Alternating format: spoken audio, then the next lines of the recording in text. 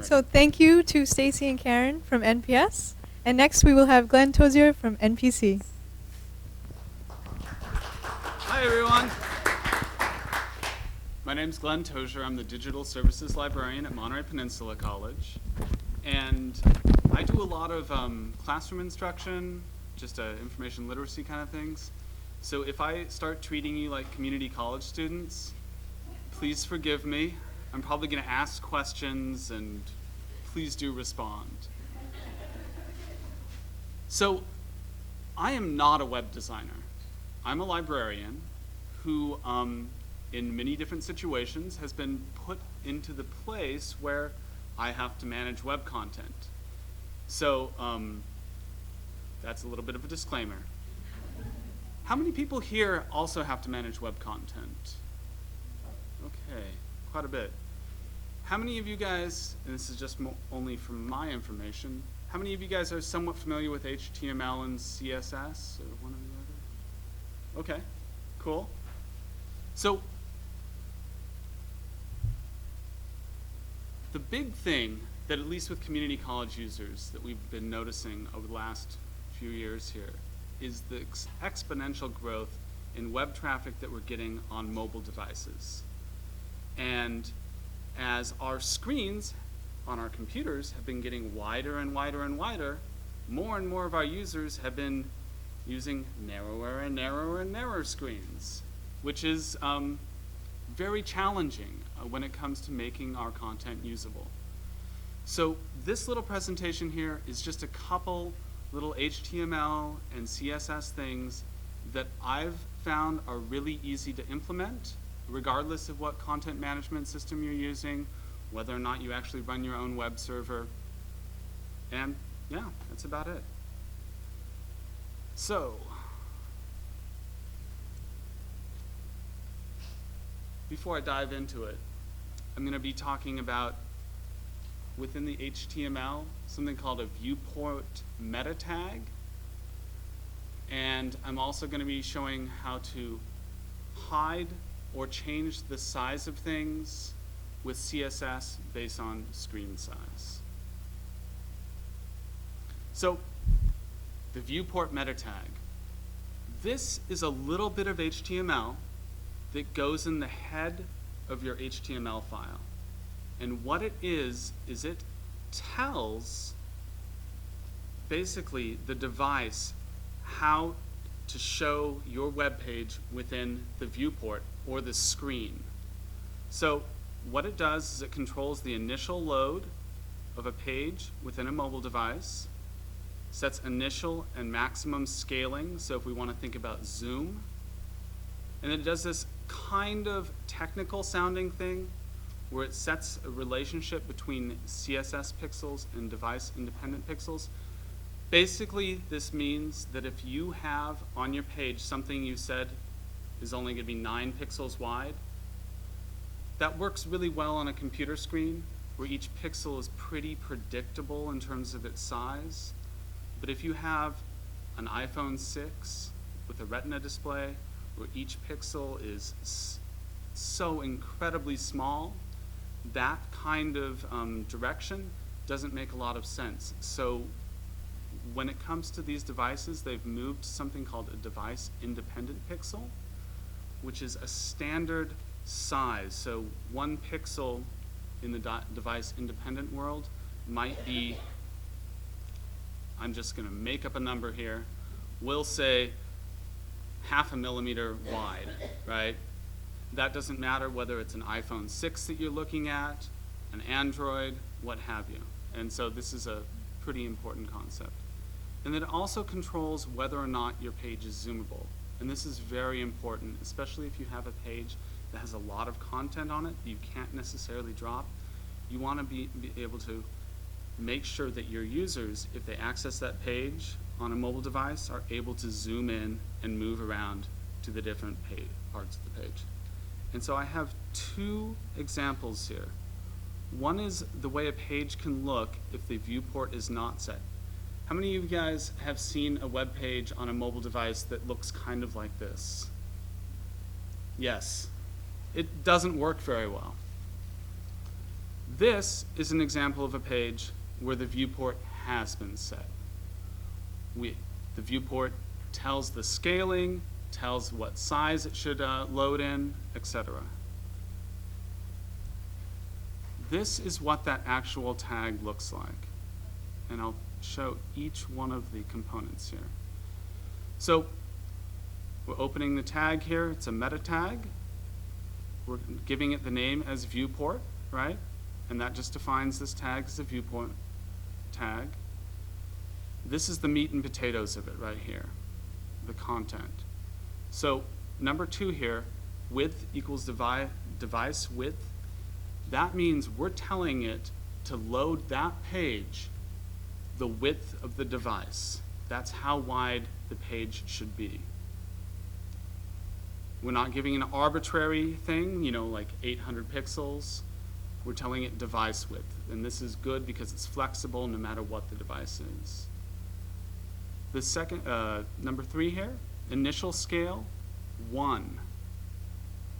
That basically just tells it to give it a 1-to-1 ratio between CSX pixels and the device independent pixels. Sounds very technical, but we can almost think of this as how to zoom the page in.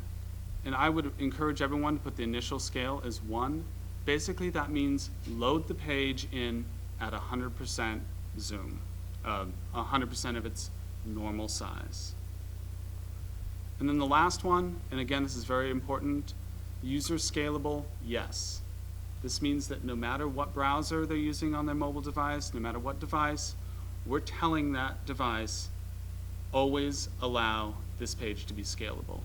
And this is important to put that in there. A lot of devices will always load a page as user scalable, but we just want to make sure that no matter what funky browser they're using, it's going to be scalable. All right. Well, let's go back. Does anyone have any questions about this? Yeah. Do all head tags have it? No. Do all? Oh. So the question is, do all head tags have this viewport meta tag? No, and you'll see a lot of web pages, especially if they load up like this, it's because they're missing one. And I should have said this at the beginning. The content of this is I'm going to kind of show a little bit of information about these 2 different things, and then I'm actually going to go to a page, and we're going to edit the code and play around with it and see how it will look. All right, any other questions about this before we talk about CSS briefly? Okay. One nice thing that CSS does, and I really wish I had known about this a few years ago, I just learned this last year, was that you can put these @media rules in.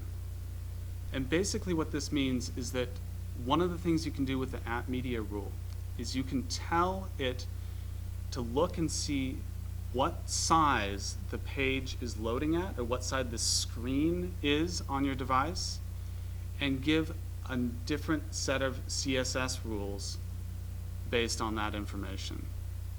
So we can change the styles of how things are going to be displayed based on screen size, and we can also hide or show items. And this is an example. This is the main content box on the MPC library page. This is the way it would load on a normal desktop computer. And by using this @media CSS rule, you can see that when loaded on a mobile device, change the way tabs lay out. I've hidden this feature for our archives collection. And you can also do things like change font size, change whether or not certain things are going to display in a certain order, etc. This is an example of the actual CSS that was used to hide that archive feature on the previous page. So I apologize for everyone that's not particularly familiar with CSS here, but when you go back to your library, you can talk to your web designer and tell them, yeah, @media for page width. So basically, this first little stanza here is the information for how to display that archives feature. And it's got things about how wide I want this division to be, where to put it, whether or not it has a margin or a shadow. Further down in my CSS file, I added this @media. I don't know why I have to say only, but I do. Screen, this is the important part. I'm telling it to look at what screen size we have. And with a maximum width of 800 pixels, I want you to follow the rules below. And so basically all I did was say, for this thing up here, don't display it. So now any device with a screen width of less than 800 pixels, it's going to hide that section of the screen. You can get a little more complicated with this. This is an example of how you can have something show up for a normal size screen and have something else show up for a small screen. So say that I've put in some content and I've given it the class mobile only. At the top of my CSS file, I'm telling it not to show. Further down, I put in this @media rule for anything that has a screen size smaller than 800 pixels wide. Full only, display none, so that means that I have something that's been given that class. And then right here, mobile only, suddenly now I'm telling it to display, while up here I didn't. I'll show you this actually working. I don't know how much sense that just made. Does anyone have any questions though? Okay. Before we dive in and actually do these things to an actual web page, I just want to tell you 3 things that I use every day that are super helpful. The first one is the developer tools within your browser. Google Chrome has it, Internet Explorer has it, Firefox has it. I tend to use the ones in Chrome, not because they're better, but because they're the ones I'm used to. This allows you to actually go in, see the code of your page, see why things are styled a certain way. While you're looking at a web page, you can also edit the HTML and try things out. Great tool. And you can also emulate different devices to see how things would look on a phone, tablet, etc. This one right here, codepen.io. This is where we're going to be going in a minute. This is actually just a website where you can drop some HTML code in a box, some CSS in another box, some JavaScript in a third box, and see how it renders. And you can edit it as you're going. You can save them. So it's a great place to play with code. You can save them. And I use this all the time when I can't figure something out. I'll throw something up there, call up one of my friends who's an actual web developer, and say, hey, what am I doing wrong here? It's free. And then my favorite, Notepad++, but really any other source code editor. It's free. You can throw your source code in there. It'll color code the different components of that source code based on what language you're using. I could not edit any code if it's not color coded. It just looks like gibberish to me when it's all black and white. All right, let's take a look at this.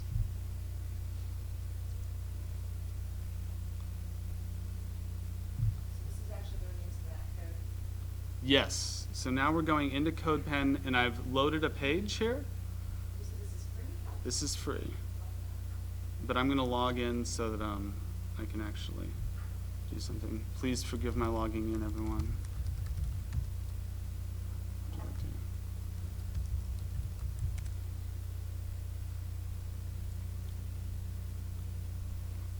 We're not doing anything with JavaScript. So, as I mentioned, it has a box where you can drop in HTML. It has another box where you can put in CSS. And then below, you can see how it's going to render. So this is our proxy login page at MPC from when I first got there. Let's, first of all, see what it would look like on a mobile device. I'm going to go over to Change View, and go to the debug mode, which opens it basically in a new tab. I'm going to open up developer tools.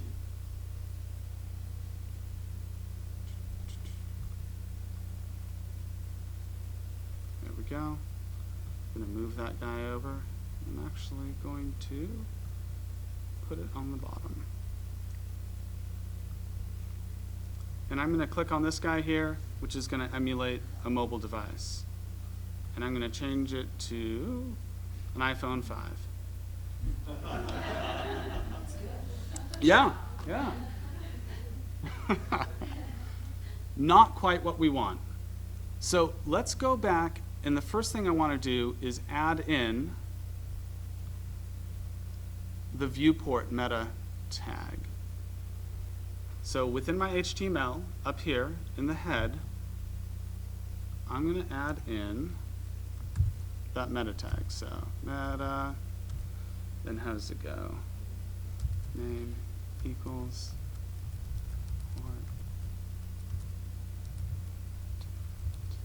equals, and let's say width equals device width.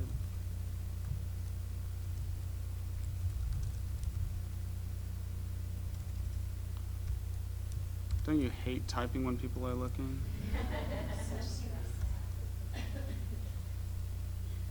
And we're going to do user scalable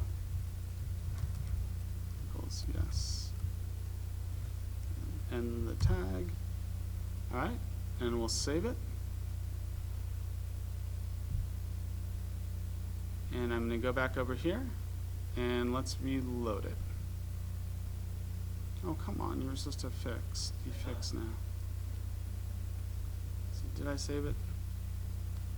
In the name, viewport, content, width equals device width.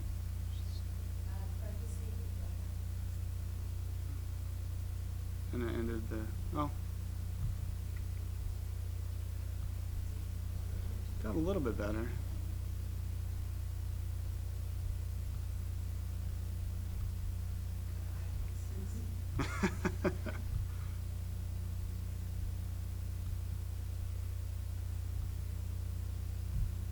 Come on. Well, that was supposed to have worked.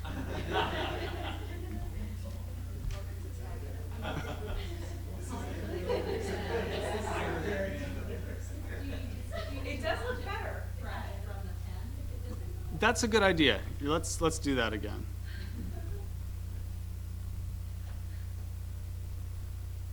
All right, and we'll do the developer tools again.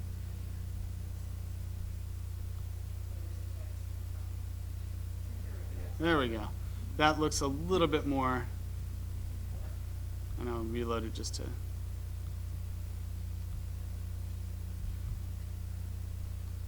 Now, where did my input go? Oh well, we'll call that good. So that's what Viewport does. So we've got it fitting in the screen now. Let's go back here and maybe hide some things that might not be totally relevant to someone who just wants to log in on their phone very quickly. So I'm open to suggestions, but I'm thinking maybe they don't need to know all this information right now on their phone. Let's hide that stuff. So I'm going to go back in here, and we got, this is all that information here. It's inside a div. I'm going to add a class as full only, basically for full computers only. And let's go over here and add an @media rule. @media only screen and max. We'll do the 800 pixels.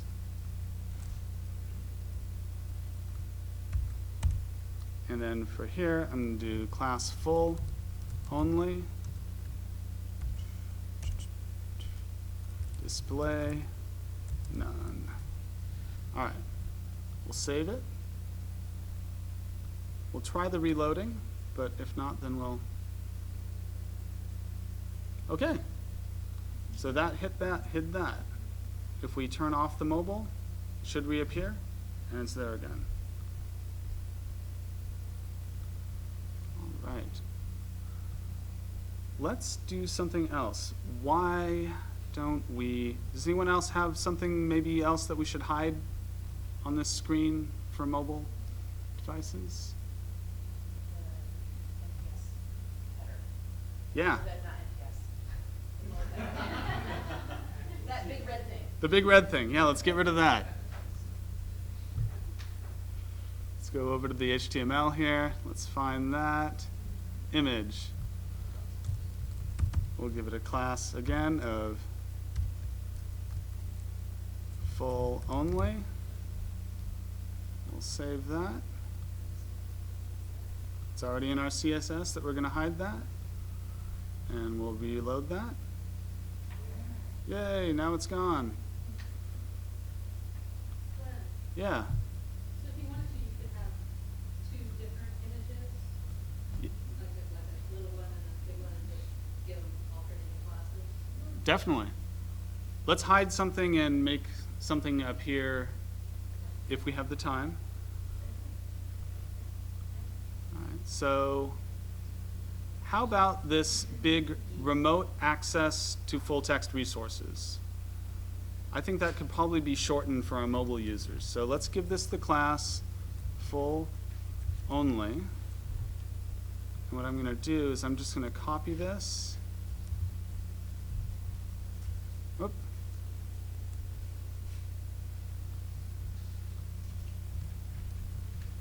And let's make a new class, mobile only. And we'll make this be login for access, or something shorter that's going to fit on a screen easier. And then let's go over to our CSS. And so everything above this @media rule is what the browser is going to read first. So let's hide that mobile title that we just did. So we're just going to give class mobile only, display none. But when something is under 800 pixels, we want that to show up. So down here we'll put the class mobile only, display inline, yeah. We'll save that. And we'll reload this guy here.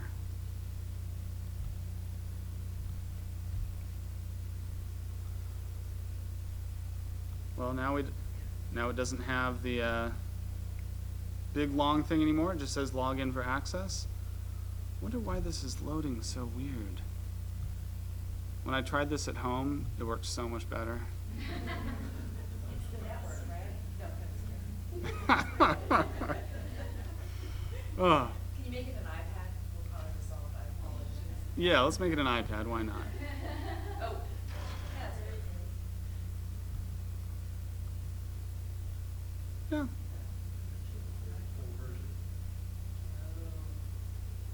And we'll flip it over again, and it changed it back to the mobile view.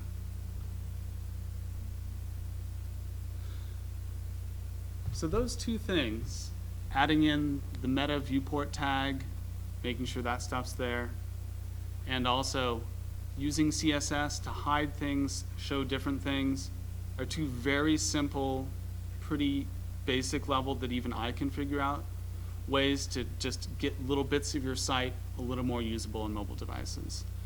The real nice thing, especially about the CSS stuff, is that even within your CMS, if you don't have access necessarily to the HTML head, right, you can still, within that little content box that you're working, put in a couple of CSS rules to just show specific bits of content, hide others, change the way things look. Does anyone have any questions? Yeah.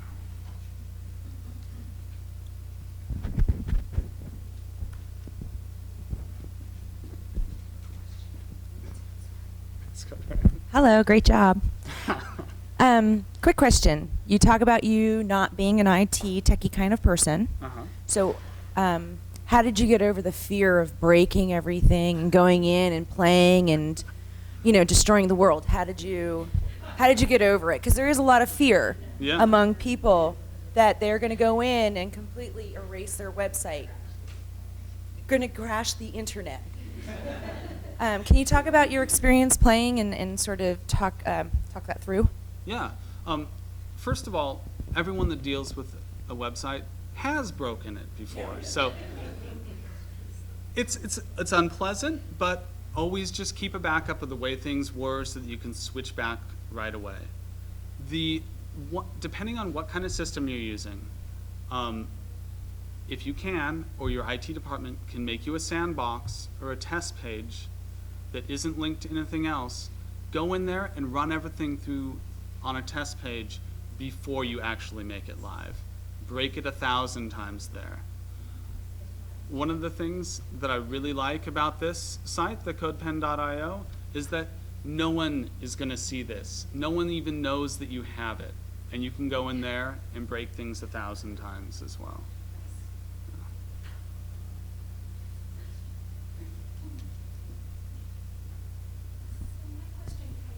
Also ties into content management systems. Yeah. So from my kind of simple kind of mindset, it seems like everyone would want these, kind of a scalable screens.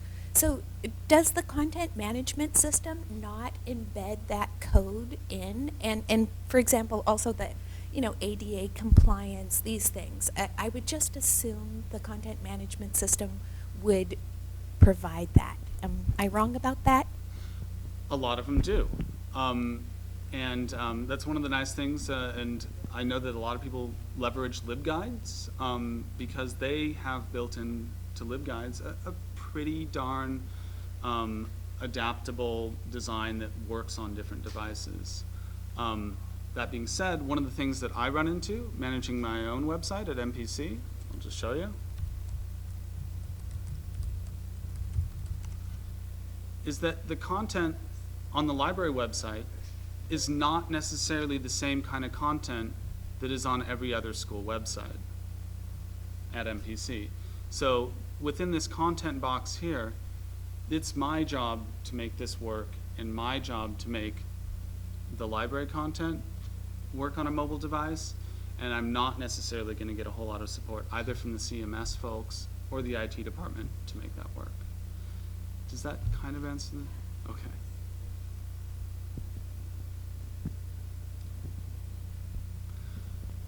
Thank you guys so much. Hope that was helpful.